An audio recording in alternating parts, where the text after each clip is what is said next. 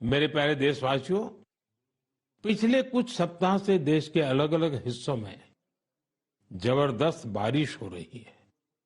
बारिश का ये मौसम हमें याद दिलाता है कि जल संरक्षण कितना जरूरी है, पानी बचाना कितना जरूरी है। बारिश के दिनों में बचाया गया पानी जल संकट के महीनों में बहुत मदद करता है और यही कैच द रेन जैसे अभियानों की भावना है। मुझे खुशी है कि पानी के संरक्षण को लेकर कई लोग नई पहल कर रहे हैं। ऐसा ही एक प्रयास उत्तर प्रदेश के झांसी में देखने को मिला है। आप जानते ही हैं कि झांसी बुंदेलखंड में है, जिसकी पहचान पानी की किल्लत से जुड़ी हुई है। यहाँ झांसी में कुछ महिलाओं ने गुरारी नदी को नया जीवन दिया है। ये महिलाएं सेल्फ हेल्प ग्रुप से जुड़ी हैं और उन्होंने जल सहेली बनकर इस अभियान का नेतृत्व किया है। इन महिलाओं ने मृतप्राय हो चुकी गुरारी नदी को जिस तरह से बचाया है, उसकी किसी ने कल्पना भी नहीं की होगी। इन जल सहेलियों ने बोरियों में बालू भरकर चेकडैम तैयार किया, बारिश का पानी बर्बाद होने से रोका और नदी को पानी से लबालब कर दिया। इन महिलाओं ने सैकड़ों जलाशयों के निर्माण और उनके रिवाइवल में भी बढ़ चढ़कर हाथ बटाया है। इससे इस क्षेत्र के लोगों की पानी की समस्या तो दूर हुई ही है, उनके चेहरों पर खुशियां भी लौट आई हैं। साथियों, कहीं नारी शक्ति जल शक्ति को बढ़ाती है तो कहीं जल शक्ति भी नारी शक्ति को मजबूत करती है।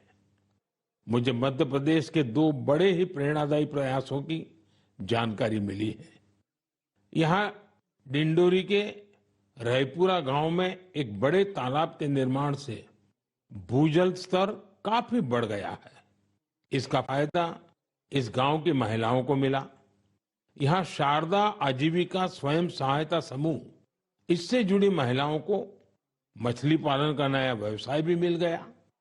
इन महिलाओं ने फिश पार्लर भी शुरू किया है, जहां होने वाली मछलियों की बिक्री से उनकी आय भी बढ़ रही है।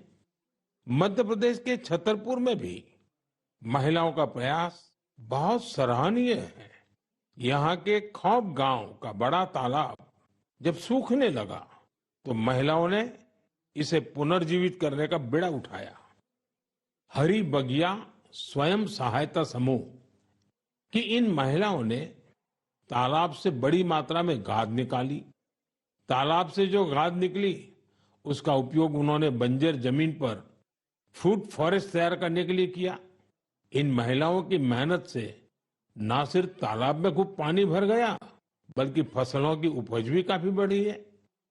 देश के कोने कोने में हो रहे जल संरक्षण के ऐसे प्रयास पानी के संकट से निपटने में बहुत मददगार साबित होने वाले हैं। मुझे पूरा भरोसा है कि आप भी अपने आसपास हो रहे हैं ऐसे प्रयासों से जरूर जुड़ेंगे। मेरे प्यारे देशवासियों, उत्तराखंड के उत्तरकाशी में एक सीमावर्ती गांव है जाला।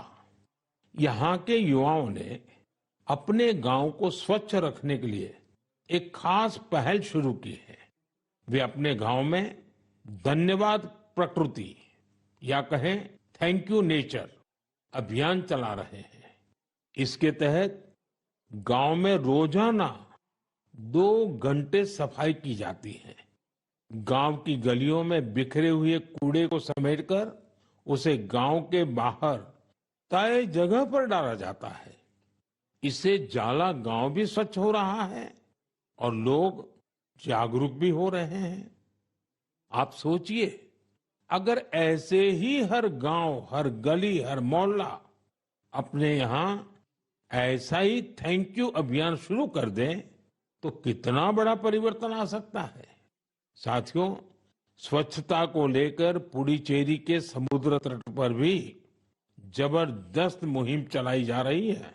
यहाँ रम्या जी नाम की महिला माहे म्युनिसिपैलिटी और इसके आसपास के क्षेत्र के युवाओं की एक टीम का नेतृत्व कर रही है।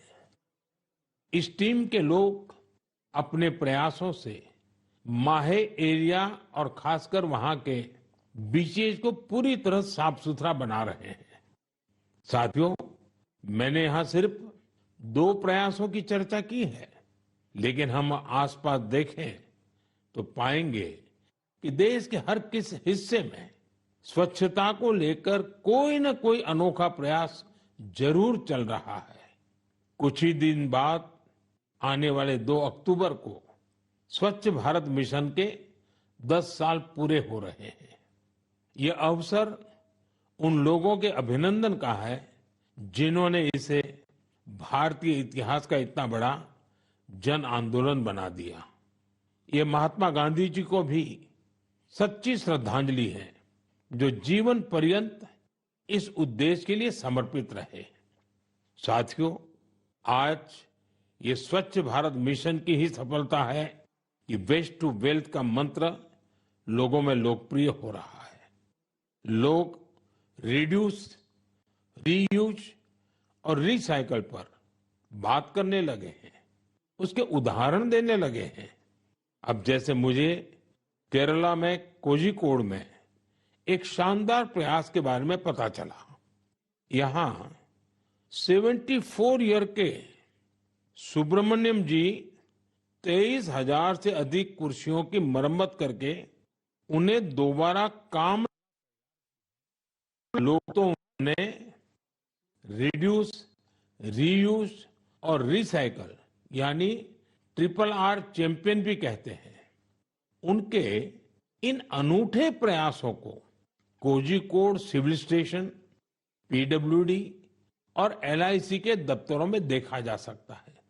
साथियों, स्वच्छता को लेकर जारी अभियान से हमें ज्यादा से ज्यादा लोगों को जोड़ना है और ये अभियान किसी एक दिन का, एक साल का नहीं होता है।